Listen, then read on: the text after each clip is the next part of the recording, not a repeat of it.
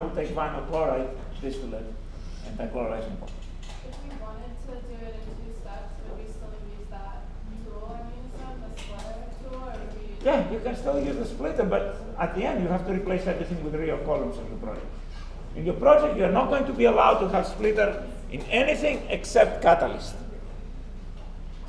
Catalyst is the only thing where you are allowed to have a splitter at the end. Yes? Can you briefly explain again why for the partial condenser you're specifying a vapor fraction of 1? Because in a partial condenser, your distillate leaves a saturated vapor. So saturated vapor is vapor fraction 1. But you're still condensing the reflux, right? Yes, but what I'm showing here is the stream out. The stream out is the distillate. So the distillate leaves, you need less cooling to cool something to the dew point than to cool it to the bubble point. Bubble point condenses everything. Dew point for that stream, specify the temperature of that stream, and still you have full condensed the rest of it, right? So that's the reflex. Okay, guys? So is this becoming clearer? No? What is confusing? I was confused that you were dividing them up. I thought we were talking about the same thing. I understand. No, I understand what you're doing now. Let me try to clarify things. So last question indicates that maybe there is some confusion.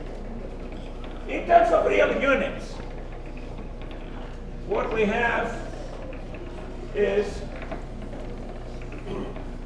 okay, so here is reactor to product. You would, if you want to show what happens with component splitters, you would put a component splitter has 2 streams. This would have all the HCl, all the chlorine, and all the ethylene. This would have the vinyl chloride and the dichloroethane. So in other words, A, B, C, D, E, the split is here in the first one. And then you would have a second, which will have vinyl chloride as distillate, and here is the dichloroethane. That's what was B if we have a single box. A single box, basically, I took all that together, and I simply showed bottoms this, and everything else. Maybe I should not put distillate. That was what was confusing. I should not put the simple distillate. Okay? And if you wanted to have pure HCl, you would have to have another column here to separate the HCl from the other. Make sense, guys? Yeah, probably I shouldn't have used D when I put that component splitter. That's what confused. All right? As I said, volatiles. I mean, we could have done it with single column. That would be first separating. We could have done A, B, C, D, E. Then that would be the component splitter that I had originally. We would have to have the keys, vinyl chloride, dichloride. How are we doing? Okay, Celeste? Yeah. All right. So that's how we find the temperature of the condenser, sort of the boiler of the first column. For the second column, we now have to separate. These are the 2 components we have to separate. Looking here, what temperature, what pressure should we choose?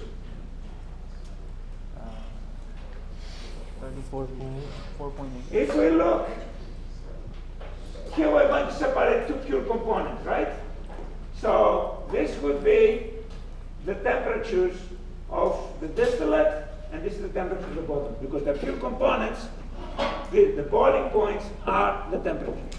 So if we were to choose 12 atmospheres also, we would have 70 degrees on the distillate and 193 on the reboiler. Clear? Now, if we look at that, certainly that's really cheap cooling. Plant water is typically about 20-25 degrees C, and you can use plant water definitely for 10 degrees C higher, maybe even as little as 5 degrees higher. So, cost of cooling is not a cost here, but this temperature now, critical temperature is 293, not that close, but gets higher also. Steam cost becomes more expensive, right? Steam cost 193 is more expensive. What about here? So we definitely have no reason to go higher, right? Our motivation to go high was what? To reduce the refrigeration cost. We definitely don't need to reduce the refrigeration cost past what we have here. So we could choose something like 12 atmospheres. Looking here, 33.1 is borderline not using any refrigeration at all, using plant water. Probably a lot more likely in Minnesota than in Florida, but still. Okay? Yes? I'm sorry if we already talked about this, but would we have to even consider the boiling point of the bottom one? Like, could we not just have that exit as liquid? Do we have to distill it? You're distilling everything, but the bottom system leaves, of course, as liquid in a distillation column. Right, so why does that boiling point matter if it's liquid? Could we not just send that out as liquid? Because that's the temperature, because the liquid leaving is saturated liquid. Okay. It can't live at the temperature of the feed. In a distillation column, you boil up things. Right? So since you're boiling, what happens to the reboiler? Boiling, right? Uh-huh. So what will be the temperature there? The boiling point. Okay, but if Okay? we're trying to get one distillate out, could we not just, never mind, I'll ask later. Okay. So the boiling point of dichloroethane will be the temperature of the reboiler, and the boiling point of vinyl chloride will be the temperature of the distillate. Here, that's not good. If we go down to atmospheric, we have to use refrigerant. Major cost addition. Okay? Also something to consider though is the cost of equipment goes up the higher the pressure you operate. So from that point of view, we want pressures closer to atmospheric. So really, the decision is between 12 atmospheres and 4.8 atmospheres if I'm limited to those. Probably, to be truthful, I would look at something like 6 atmospheres. That would give me a little bit more margin here. It wouldn't make steam much more expensive. And certainly 6 atmospheres is not very high pressure to have extra high cost for equipment. So looking at that, I would put probably 6 atmospheres, but let's say the authors were probably in Philadelphia, so most of the time it's cooler there. So 33.1, you can use plant water.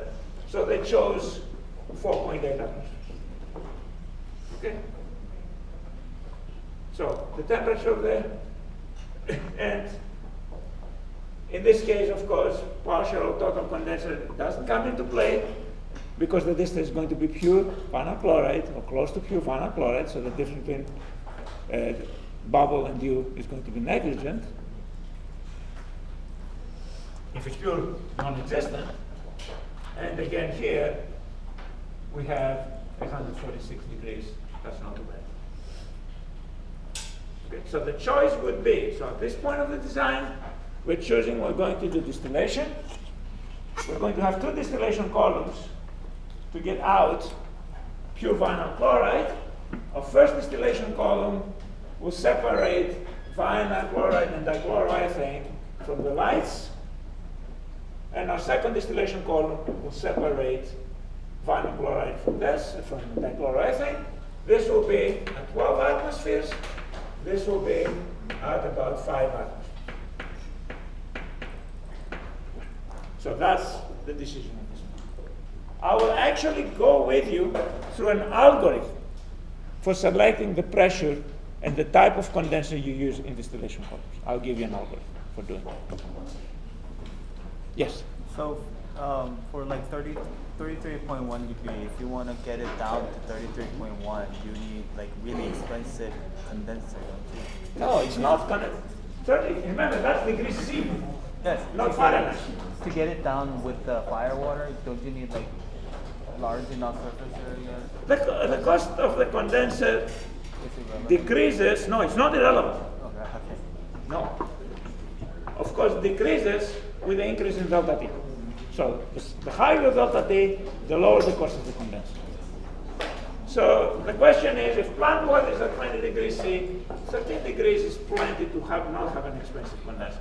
If your plant water is at 30 degrees C, you're right. The condenser will be darn expensive. So if your plant water is at 30 degrees C, I would go to a higher pressure. I would probably go to, as I said, maybe 8 atmospheres. I would want this to become at least 40 or 45. I don't need to go all the way to 12 atmospheres, no way. But somewhere in between, depending on what temperature my plant water is to avoid refrigeration. Anybody else? Okay. So we have gone through, I discussed a little bit step number 4. The next step is eliminating differences in temperature, pressure, and phase. And let me show you, as a result, the class website I have scanned data from the text.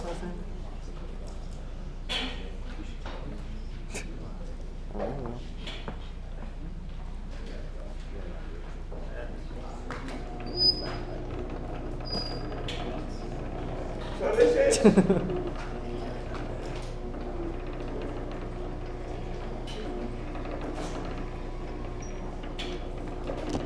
so this was the first step where we decided the flow paths and the reactors.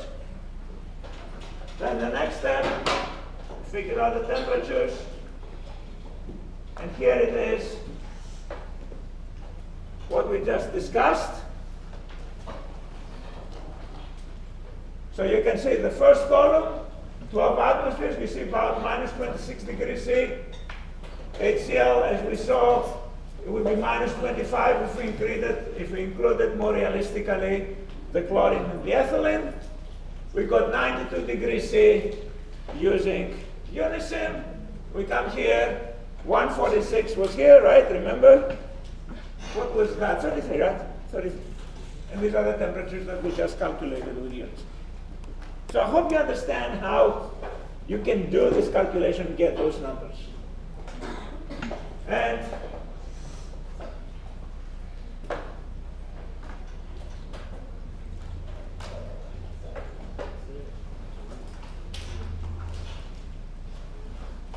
here is the next step, or partially, how you're going to now change temperature and pressure. So far, we have used a magical heater that we just specified what temperature we want out and what pressure we want out. Well, in reality, of course, you have to put things like pumps and compressors and things like that. And recall, our first reactor was at 1.5 atmospheres, right? And we recycle back from 4.8 atmospheres, and when you mix, we go to 1.5 atmospheres.